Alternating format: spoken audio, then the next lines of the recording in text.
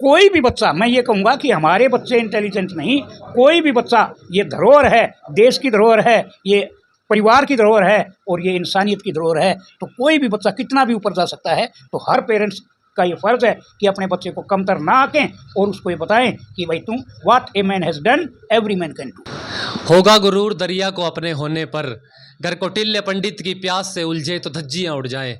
दोस्तों, आप सबको बहुत बहुत प्रणाम। इस पंक्ति में मैंने जो कौटिल्य नाम लिया है, ये नाम आप इस नाम से बखूबी परिचित हैं। 2007 में हरियाणा के करनाल जिले के कोहंड गांव में एक बच्चा पैदा हुआ, तो जो 2012-13 आते आते पूरे हरियाणा समेत पूरे हिंदुस्तान समेत और पूरे विश्व में वायरल हो गया।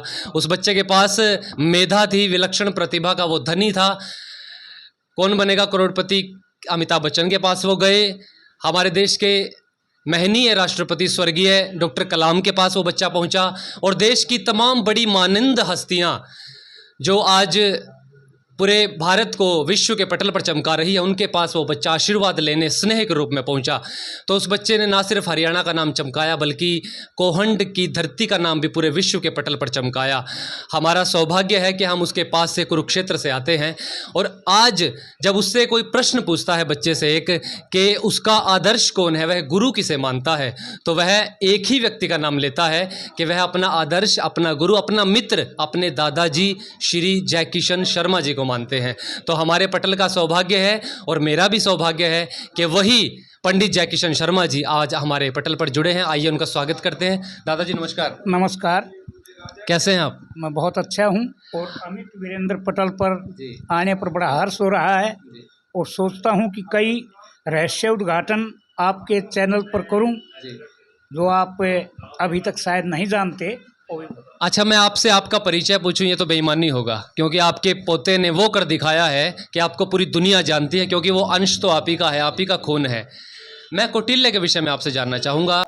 कौटिल्य शुरू से ही बड़ा मेधावी छात्र रहा है जी। उसकी जिज्ञासा रही है और उसका सौभाग्य ये रहा कि उसकी जिज्ञासा को शांत किया जाता रहा। चाहे मैं हूँ, उसके पिताजी हैं, उसकी माता हैं, उसकी बहनें हैं, कोई भी प्रश्न अगर कौटिल्य ने किया तो उन प्रश्नों का जवाब उसको मिलता रहा। चूँकि दादाजी हर कोई ये प्रश्न का जवाब जानना चाहता है जो मैं आपसे पूछना चाहता हूँ। उस छोटे से बच्चे को जब वह 6 साल का था, यानी मैं आपसे पूछ रहा हूँ 2013 की बात, जब पूरी दुनिया में एकदम वो हाईलाइट होने लगा, रातों रात सेलिब्रिटी बन गया, किसी बच्चे को इतना कुछ कैसे याद रह सकता है? क्योंकि वो आपको अपना आदर्श मानता है, आपके साथ उसका बचपन बीता है, आपने उंगली पकड़ करके उसे चलाया है, तो आप बेहतर जानते हैं और आपसे इसका जवाब हमें बेहतर मिल सकता है। इस बारे थोड़ा बताएं, इतनी मेमोरी उसकी शार्प कैसे? देखिए, एक कौटिल्य नहीं, हालांकि सभी कहते हैं कि कौटिल्य गॉड गिफ्टेड है, भगवान प्रदत्त है। मैं तो ये कहूँगा कि every child is God gifted. जी। हर बच्चा गॉड गिफ्टेड है और हर बच्चा कौटिल्य ही नहीं, कौटिल्य से ऊपर भी जा सकता है। जी। और क्योंकि इस बात को सिद्ध करके दिखाया है उसके पिताजी, मेरा बेटा है सतीश शर्मा, तो उसने अनेक बच्चे कौटिल्य की तरह ही पैदा किए। और हमारा बच्चों के प्रति मैं तो ये कहूँगा कि एक अपराध है, हम उनका शोषण करते हैं ये कहकर कि बैठ जाओ अभी तुम बच्चे हो। बच्चा, ये हम भारतवर्ष में बैठे हैं और भारतवर्ष अभिमन्यु का जन्म स्थान है, जिसको पेट के अंदर ही गर्भ अवस्था में ही चक्रव्यूह तोड़ने का रास्ता मालूम। यहाँ पर ऐसे ऐसे जिनको गुरु ने इनकार कर दिया सिखाने से, लेकिन प्रतिमा बनाकर और वो सीखने लगा, तो वो सबसे बड़ा धनुर्धर हो गया। तो जैसे आजकल के माता पिता की बात आपने करी, बच्चे के अंदर जो कला है उस कला को माता पिता आगे नहीं बढ़ने देना चाहते, ज़बरदस्ती उन पे थोप रहे हैं कि हमारे हिसाब से इंजीनियर बन, डॉक्टर बन या कुछ और बन। बच्चा जो करना चाहता है वो नहीं करने दिया जा रहा। इस बारे में थोड़ा बताएं कि कौटिल्य के मन में क्या भाव रहते हैं, वो क्या बनना चाहता है और आप लोग उसे किस प्रकार से प्रोवाइड करा रहे हैं? मैं आपको बताऊं कि कौटिल्य शुरू से ही एक अलग तरह का छात्र रहा है और हम भी आस्थावान रहे, परमात्मा में, भगवान में विश्वास। एक तरफ हम कहते हैं कि ये गॉड गिफ्टेड है, भगवान ने दिया है, और दूसरी तरफ हम कहते हैं मैं अपने बेटे को ये बनाऊंगा। जो कुछ बनाना था, जो कुछ बनाना है, वो तो ईश्वर ने, अगर हम ईश्वर को मानते हैं तो ईश्वर ने बनाया है, ईश्वर ने बनाना है उसको। तो हम क्यों कहें कि मैं अपने बेटे को डॉक्टर बनाऊंगा, मैं अपने बेटे को इंजीनियर बनाऊंगा, मैं अपने बेटे को कवि बनाऊंगा। वो तो भगवान ने बनाकर भेज दिया। परम पिता परमेश्वर इतने दयालु हैं कि वे, और हम उनकी संतान हैं, कि कभी भी अपनी संतान को खाली हाथ नहीं भेजता। हर भगवान के बेटे बेटी में इतना कुछ दिया, देकर भेजा है उसने कि अगर उसको विकसित किया जाए, हम बल्कि उसको विकसित करने की बजाय उसमें रोड़ा बनते हैं, अपनी टांग अड़ाते हैं, और अपनी टांग अड़ाकर उसको रास्ते से भटका देते हैं। और एक भटका हुआ व्यक्ति, एक भटका हुआ बच्चा पता नहीं कहाँ जा सकता है। अगर कोई गाड़ी डिरेल्ड हो जाए, पटरी से उतर जाए, तो उस गाड़ी का हश्र क्या होगा, और यही ज़्यादातर होता है। तो आज ये आवश्यकता है कि हम बच्चों को free, where the mind is without fear, Rabindranath Tagore ने कहा था, बच्चों को फ्री होकर चलने दें। जो कुछ उसकी उड़ान है, जहाँ तक उसकी उड़ान है, भरने दो। ये मत चिंता करो कि वो गिरेगा, पड़ेगा, चोट लगेगी, मरे, कुछ नहीं होगा। डरना नहीं है और बच्चों को आगे बढ़ना है। कौटिल्य इसी तरह, और कौटिल्य जैसे अनेक छात्र, क्योंकि अब ये मेरा सौभाग्य मैं इसको मानूंगा कि कौटिल्य इतना प्रसिद्ध हो गया, और उसके प्रसिद्ध होने से सभी लोग मुझे जानने लगे। लेकिन अब मैं सैकड़ों नहीं तो 50 ऐसे बच्चों को जानता हूँ, और वो मेरे से मिले हैं जो बहुत ही बुद्धिमान हैं। और कौटिल्य से मैं ये कहूँ तो कोई हिचक नहीं होगी कि शायद कौटिल्य से भी ज़्यादा जानते हो। ये बड़ी अच्छी बात आपने कही कि कौटिल्य जैसे अनेकों पुष्प ऐसे हैं जो अपनी खुशबू से सबको सराबोर कर सकते हैं, लेकिन माता पिता का जो एक फ़र्ज़ बनता है, कोशिश करें कि अपने बच्चों की असली प्रतिभा को पहचान करके उन्हें रास्ता दें। अच्छा दादाजी, मैं जानना चाहूँगा, जो सतीश जी है, कौटिल्य के पिताजी हैं, आपके सुपुत्र हैं, उनकी शिक्षा कितनी रही? वो ग्रेजुएट हैं जी। हाँ, बीएड अभी नहीं किया उन्होंने। जी। तो कौटिल्य कितने भाई बहन है कौटिल्य? कौटिल्य 3 भाई बहन हैं, 2 बहनें हैं, और एक भाई, एक अकेला। कौटिल्य छोटा है सबसे। तो बाकी 2 बच्चे जो हैं, जो बहनें हैं 2, हाँ, तो उनमें किस प्रकार का माइंड है कौटिल्य के समान? उनका माइंड जो था वो कौटिल्य के माइंड का आधार रहा है। अच्छा। बचपन में कौटिल्य कहता था, मेरे से शिकायत रहती थी कि आप मेरे दादा नहीं हो। माँ भाई क्यों? बोले आप मेरे से प्यार नहीं करते, अच्छा। मृदुल दीक्षा से ज़्यादा प्यार करते हो। अच्छा। माँ भाई वो तो इंटेलिजेंट है। बोले फिर मेरे को इंटेलिजेंट क्यों नहीं बनाते? तो इस तरह जिज्ञासा बढ़ी कि मैं मृदुल की तरह, दीक्षा की तरह मैं भी इंटेलिजेंट बनूं और मेरे को भी उतना प्यार मिले। हालांकि वो किसी तरह भी कम, मृदुल तो जब बचपन में थी, 3.5 साल की थी, वो मेरे साथ रामेश्वरम तक गई। इतनी इंटेलिजेंट थी वो कि उसने सब कुछ वो कर लिया। लेकिन उसका एक्सीडेंट होने का कारण थोड़ा सा वो उतना नहीं। दीक्षा आज भी प्रचंड लहरा रही है। वहाँ पर 700 वोटों से जीतकर एक संस्था की वो अध्यक्षा बनी है। जो भी न्यू कमर्स थे उनकी भी वो अध्यक्ष बन गई। तो कोई भी बच्चा, मैं ये कहूँगा कि हमारे बच्चे इंटेलिजेंट नहीं, कोई भी बच्चा, ये धरोहर है, देश की धरोहर है, ये परिवार की धरोहर है, और ये इंसानियत की धरोहर है। तो कोई भी बच्चा कितना भी ऊपर जा सकता है। तो हर पेरेंट्स का ये फ़र्ज़ है कि अपने बच्चे को कमतर ना आंकें और उसको ये बताएं कि भाई तुम, what a man has done every man can do. अच्छा दादाजी, ये बताएं कि कौटिल्य की दिनचर्या क्या रहती है आजकल, उसका खान पान क्या, और उसके जो दोस्त हैं वो गली नुक्कड़ चौराहे वाले वैसे ही दोस्त हैं जो एक आम साधारण बच्चे के होते हैं? उसके खेल क्या रहते हैं? वैसे ही खेलता है वो तमाम चीज़ें? कौटिल्य दरअसल उसके ज़्यादा दोस्त नहीं हैं। जी। स्कूल लेवल पर या जहाँ भी वो कोटा में रहा, कहीं भी रहा, वहाँ कोई रहा होगा, लेकिन ज़्यादातर उसके ज़्यादा दोस्त नहीं हैं। गांव में तो हैं नहीं, और बिल्कुल सिंपल है वो। कोई ऐसी दिनचर्या नहीं कि बहुत ज़्यादा पढ़ता हो या बहुत ज़्यादा वो करता हो या दूसरे बच्चों से अलग हो। जो सामान्य बच्चा है, जो हम एक्सपेक्ट करते हैं कि इसकी ये दिनचर्या होनी चाहिए, कौटिल्य की उनसे भी थोड़ी कम दिनचर्या है वो है।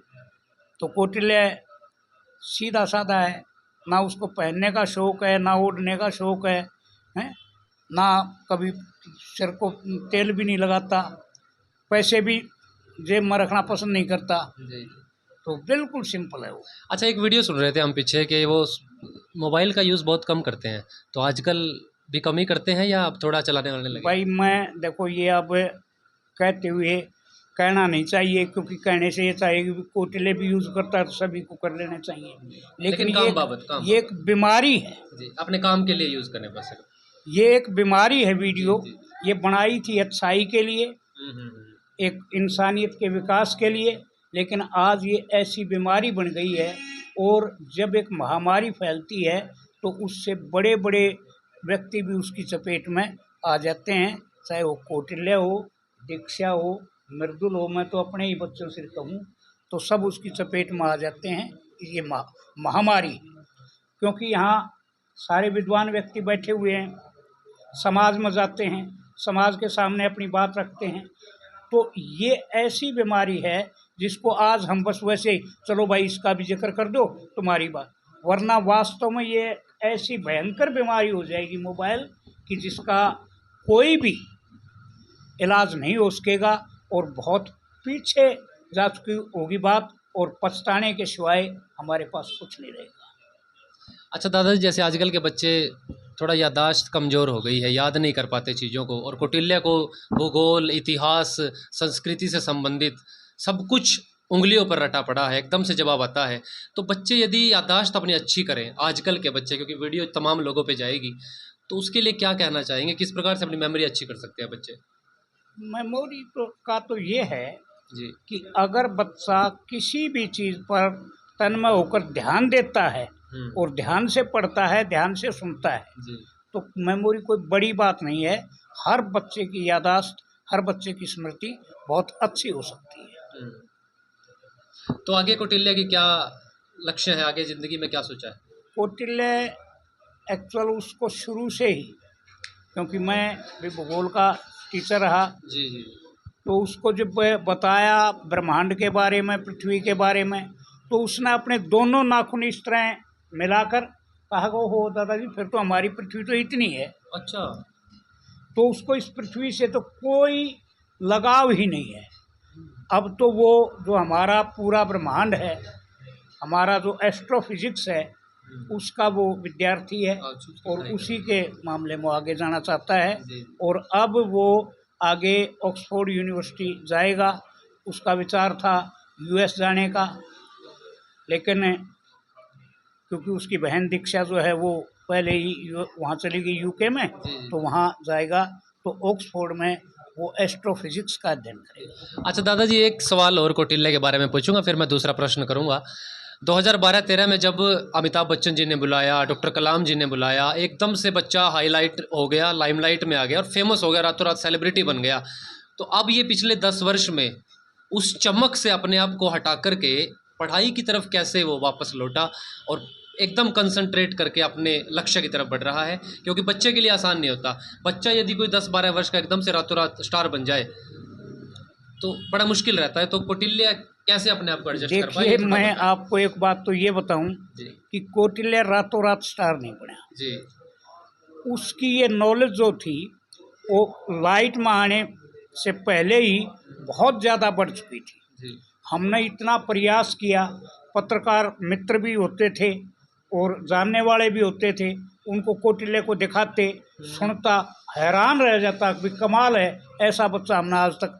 और मात भाई इसकी 2 लाइन अखबार में छाप दो, बिल्कुल। किसी ने भी उसको इतना भी भाव नहीं दिया और ना ही अखबार में कुछ। अच्छा, तो ये किस उम्र की बातें बता रहे हैं आप? ये मैं बता रहा हूँ जो कौटिल्य 5 साल का था। अच्छा, 5 साल में आपको आभास होना शुरू हो गया कि बच्चे में कुछ है बात। हमें पता था, हमारे तो सामने रहता था, पास रहता था, सही बात। हम ले जाते।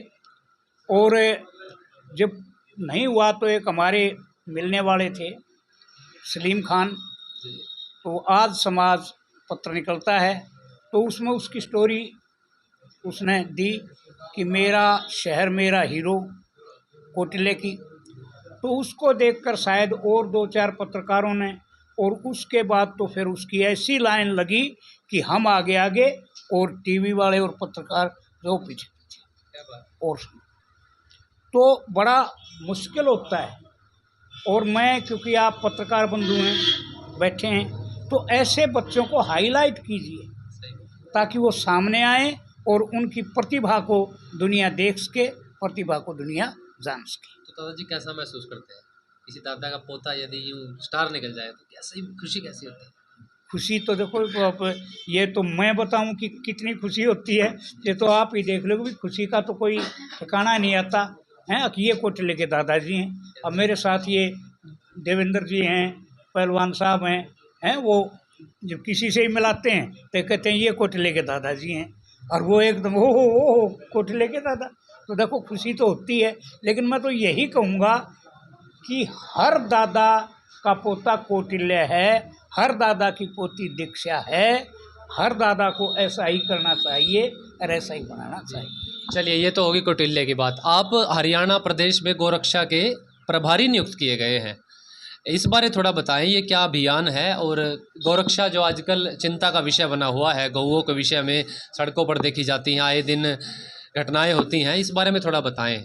देखिए, भारत एक हिंदू बाहुल्य देश है, हिंदुओं की यहाँ, लेकिन हिंदू ऐसा बटा हुआ है कि कहीं भी हिंदुत्व तो हमें दिखाई नहीं देता। अनेकों गुरु हैं, अनेकों संप्रदाय बन गए हैं, अनेकों वो बन गए हैं।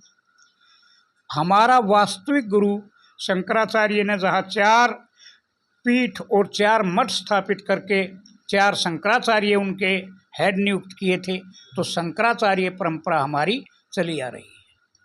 तो हमारे जगत गुरु शंकराचार्य स्वामी अभिमुक्तेश्वरानंद जो ज्योतिष पीठ के शंकराचार्य हैं, उन्होंने एक अभियान चलाया कि अगर हिंदू को जीवित रहना है, अगर हिंदू को आगे बढ़ना है, अपनी पहचान बनाए रखनी है, तो वो है गौ माता। क्योंकि गौ माता के बगैर हिंदू धर्म की हम कल्पना भी नहीं कर सकते। और उस गौ माता का हमने, दूसरों को क्यों कहें, हम हिंदुओं ने ही उसका बुरा हाल कर दिया। तो इसको एक ऐसा दर्जा मिले कानूनी तौर पर कि जिससे इसकी हत्या रुक सके, जिससे इसके ऊपर जो अत्याचार होता है वो रुक सके, और वो है गौ माता को राष्ट्र माता बनाया जाए। वैसे तो गौ माता माता है ही, हम सब की माता है, लेकिन सब की माता होते हुए भी इसको राष्ट्र माता का दर्जा नहीं मिला। जब तक इसको राष्ट्र माता का दर्जा नहीं मिलेगा तो इस पर इसी प्रकार अत्याचार होते रहेंगे। और बहुत सारे विद्वान इस बारे में बताते हैं कि पहले उसी आदमी को अमीर माना जाता था जिसके पास ज़्यादा गायें होती थी। गो संपदा, गोधन,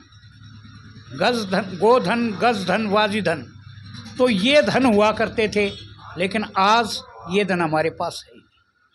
गाय का दूध जो श्री कृष्ण जी अवतार धार कर गऊ चराया करते और गऊ के दूध को अमृत करके पिया खाया करते, लेकिन आज ना दूध रहा, ना श्री कृष्ण जी रहे।